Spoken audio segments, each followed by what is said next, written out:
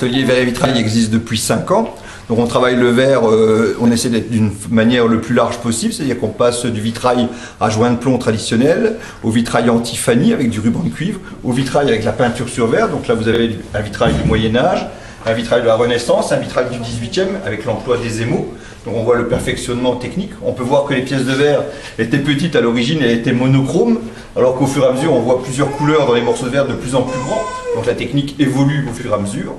On travaille la perle de verre, il y a 7 postes à chalumeau, on travaille le verre filé, donc on fait des petits animaux, des perles, des colliers, etc. etc. De l'autre côté, vous avez un atelier où on fait le soufflage de verre, le verre coulé sur table ou le verre soufflé, où on fait des vases, des petits objets, des petits animaux, etc.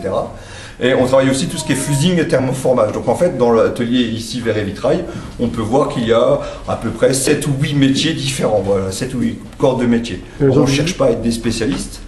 Aujourd'hui, combien de personnes travaillent actuellement sur l'atelier? Ah ben il n'y a que ma femme et moi en fait. D'accord, vous avez démarré avec tous les deux.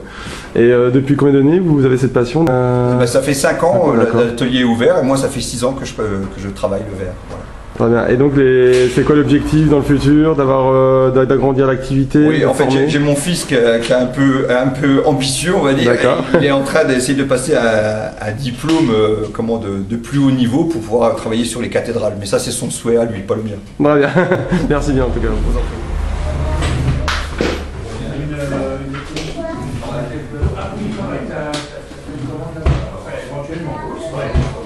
Ah oui,